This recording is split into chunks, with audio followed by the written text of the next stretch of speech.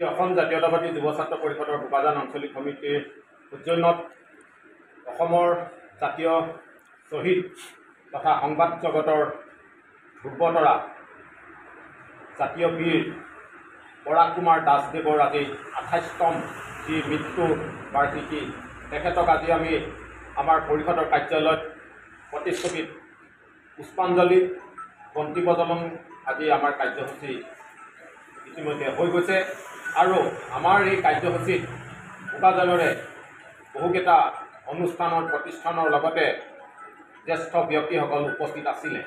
আজি আমি আপোনালোকৰ সংবাদ মাধ্যমৰ যোগেদি ক'ব বিচাৰিছোঁ যে 1996 চনৰ আজিৰ এই 17 মে' তাৰিখে গুৱাহাটীৰ ৰাজগড়ত যি পৰাগ দাসক যি নিৰ্মমভাৱে আততিয়াই গুলীয়াই হত্যা কৰিলে, যি 13টা বুলেটেৰে তেখেতৰ শৰীৰ ছিন্ন বিচ্ছিন্ন কৰিছিলে, সেই ছিন্ন বিচ্ছিন্ন কৰা যি হত্যাকাৰী চৰকাৰ কেইবাখনো পৰিৱৰ্তন হ'ল, কিন্তু কোনো এখন চৰকাৰে সেই হত্যাকাৰীক আজিলৈকে শাস্তি প্ৰদান নকৰিলে।